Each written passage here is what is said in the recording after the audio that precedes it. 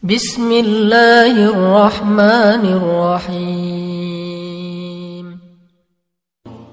Tidaklah Allah memberikan kepada kita ujian kecuali salah satu alasannya pengen menghapuskan dosa. Idza kathurat dzunubul 'abdi wa lam yakun lahu min 'amalin liyukaffiraha fabtalahu Allahu bil hazan liyukaffiraha. Kalau seorang hamba banyak dosa dan dia nggak cukup amal untuk mengkifarat dosa-dosanya, Allah akan menguji dia dengan rasa sedih, dengan rasa kecewa, dengan rasa berat, sakit hati untuk mengkifarat dosa-dosanya. Itu yang kita bangun, sehingga kalau ada masalah sama orang lain, kita memperbaiki diri dulu, bukan sibuk dengan kesalahan dia terus menerus yang nggak mau kita maafin. Misalnya ada teman kita nih, jadi clash sama kita. Hal pertama yang kita bangun, astagfirullahaladzim, saya banyak dosa nih. Tapi kan yang salah dia, ya. Tapi mungkin dia nggak akan mengatakan kalimat itu, nggak akan bersikap kayak gitu kalau kita nggak punya dosa. Allah sengaja mengutus dia untuk menguji kita lewat kata-katanya, lewat perilakunya, karena kita punya dosa. Jadi penyebab pertama diuji itu bukan teman kita yang salah, itu penyebab kedua. Memang dia salah, dan itu harus kita akui, realistis lah. Dia salah, dia nggak pas, dia nggak bijak, dia apa.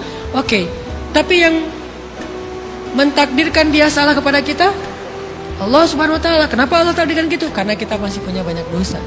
Allah kirim kita ujian, bisa manusia, bisa alam, bisa dalam diri kita sendiri. Itu semuanya adalah cara Allah untuk menguji kita dan membersihkan dosa-dosa kita. Ini yang kita bangun pertama. Yang kedua, kata Nabi di dalam hadis Bukhari, may yuridillahu bihi khairan, yang terkenal kan yufaqihu fiddin, itu yang terkenal. Ternyata ada dua modelnya. Ada may yuridillahu bihi khairan yufaqihu fiddin. Siapa yang Allah pengen kasih dia kebaikan agama, kebaikan, Allah akan buat dia mengerti halal dan haram. Itu berarti Allah sayang sama dia. Ini satu model hadis. Ada model yang kedua, mirip redaksinya. May yuridillahu bihi khairan yusib min. Hadis Bukhari. Siapa yang Allah pengen ngasih dia kebaikan, Allah uji. Hah? Kok gitu caranya? Ternyata kayak gitu rahasianya. May yuridillahu bihi khairan, may yuridillahu bihi khairan. Siapa yang Allah pengen ngasih dia kebaikan, Allah kasih dia musibah atau ujian. Kenapa bisa seperti itu, Ustaz? Fa inna ma'al usri yusra, inna ma'al usri yusra. Seolah-olah Allah bilang di dalam ayat itu, kalau kalian mau dapat kemudahan, biasanya lewatnya kesusahan dulu. Kalau kalian pengen dapat keberuntungan, biasanya dapatnya kerugian dulu. Tapi keberuntungan dan kerugiannya pasti nggak sebanding. Keberuntungannya jauh lebih besar daripada kerugiannya. Kerugian itu kayak modal doang, DP. Jadi kalau kita mau dapat kejutan dari Allah, Allah kasih kita DP. DP-nya apa? Ujian. DP-nya musibah. DP-nya rasa nggak nyaman. Itu DP tuh. DP terhadap apa? DP dari Allah terhadap hadiah-hadiah besar yang Allah pengen ngasih ke kita setelahnya. Cuman banyak orang yang menolak DP ini. Sama kayak kita misalnya. Kalau kita mau ngasih dia hadiah, kita kasih dia kayak kejutan dulu. Dia lagi ulang tahun nih, disiram air dulu. Setelah itu dikasih hadiah-hadiah yang mahal. Rela gak disiram air demi hadiah? Rela, udah siramin lagi aja. Kalau setelahnya ada hadiah. Yang kita gak rela, kalau setelah disiram disuruh bersih-bersih sendiri dan gak dikasih apa-apa, kan gak rela tuh. Berarti ini bab iman. Yakin gak kalau Allah tetap ngasih hadiah? Kan sabar dan iman itu ternyata tahu aman, kembar. Kalau kita yakin Allah ngasih hadiah setelah ngasih kita DP ujian, ya kita akan sabar. Gak apa-apa deh, bentar lagi mau dikasih hadiah, digini-giniin juga gak masalah. Dibully, diapain sama Allah, biarin aja. Ya Allah saya sabar, kan bentar lagi mau dikasih hadiah nih. Ini masalah yakin. Tapi kalau kita gak yakin, apa sih maunya Allah, gitu kan? Begitu kalimat ini keluar, maka yang muncul setelahnya adalah mengeluh, berputus asa, dan gak akan sabar menghadapi ujian. Ujian, kata Nabi, may yuridillahu bihi khairan. Siapa yang Allah pengen kasih hadiah, siapa yang Allah pengen kasih kejutan, siapa yang Allah pengen kasih pertolongan, siapa yang Allah pengen kasih kebaikan, yusib min, Allah akan uji dia dulu. Ini sunnatullah. Sehingga kalau kita lagi diuji, yang kita lihat jangan ujiannya, apa setelah itu. Gimana ngelihatnya Ustaz nggak kelihatan? Dengan mata hati. Istafti qalbak, tanya kepada hatimu, kelihatan nggak? Dengan mata hati. Gimana ngelihat dengan mata hati? Dengan iman. Saya percaya Allah pasti ngasih kebaikan setelah ini. Orang Allah sendiri yang ngomong, nggak ada satu huruf pun di Al-Quran yang salah, apalagi satu ayat, apalagi dua ayat. Fa inna ma'al usri yusra, ditegesin lagi, inna ma'al usri yusra. Tapi usr dulu, baru yusr. Dikasih kesusahan sedikit, dikasih kemudahan yang banyak. Dikasih kesusahan sedikit, dikasih kemudahan yang banyak.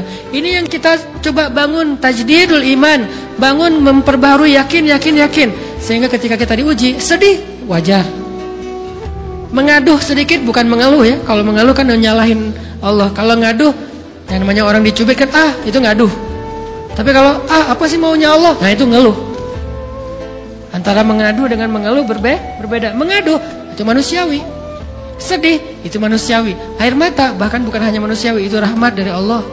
Orang yang nggak bisa menangis itu yang bahaya. Kalau kita masih bisa menangis, berarti kita masih peka hatinya. Bukankah anak kecil paling sering menangis? Berarti hatinya peka.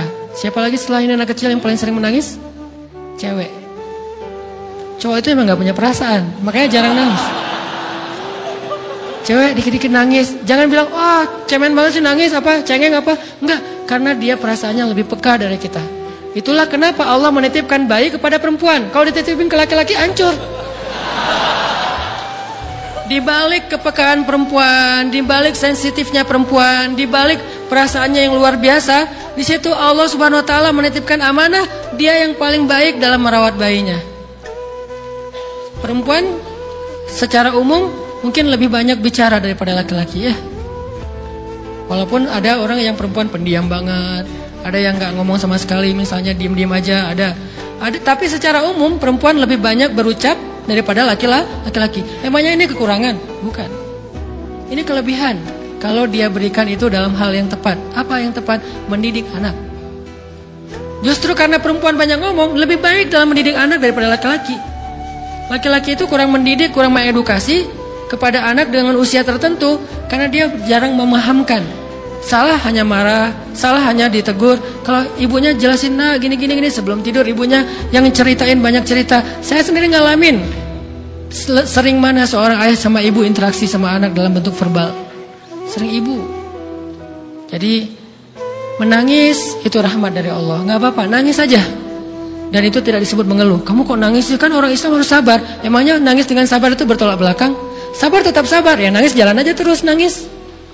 Nangis pakai nangisnya nggak cuma nangis doang, emotikonnya juga nangis, berderai-derai gitu, sampai air matanya menggenang gitu kan ya, boleh lah. Ditambah lagi dengan visual menangisnya, posting bahwa dia lagi tertusuk duri dengan postingan kaktus atau apalah, dia pengen share ke semua orang bahwa saya sedang sedih, sehingga nanti ketika ada orang yang menghibur dia dengan sedikit kata-kata yang sabar ya segala macam, wah makin berderai-derai. Itu belum jadi, kecuali dia keluarkan kata-kata mengeluh, baru dia disebut orang yang banyak mengeluh, berputus asa. Kalau mengaduh, wajar. Walaupun ada nabi udah diuji berat gak mau mengaduh, apalagi ngeluh. Zakaria digergaji, mengadu aja enggak. Kenapa? Karena kata malaikat, kalau kamu mengaduh sedikit aja, maka Allah Subhanahu wa taala akan menghancurkan kaum ini. Dia kasihan kepada kaumnya, enggak mau mengaduh. Satu-satunya orang yang kita tidak boleh mengadu hanya orang tua. Atau itu mengeluh kalau untuk orang tua. Kalau yang lain enggak disebut mengeluh. Kalau ke teman, malas enggak apa-apa. Jangan sering-sering tapi. Apaan sih? Ke teman boleh. Tapi ke orang tua, saja, itu bukan lagi mengadu, itu sudah mengeluh. Khusus untuk orang tua. Kalau diantara manusia. Kalau kepada Allah dan Rasul, pastinya lebih dari itu. Ketika kita diam saja, tidak langsung beranjak sami'na wa ata'na labbaika ya rabbi wa sa'daik, enggak memenuhi panggilan Allah, itu sudah disebut bagian dari kufur ingkar. Tapi minimal kita mungkin masih mengaduh, kita masih menangis, kita masih lelah, kita masih merasa lemah. Setidaknya kita tidak mengeluh. Kenapa? Kita percaya Allah kalau mau ngasih hadiah kepada hamba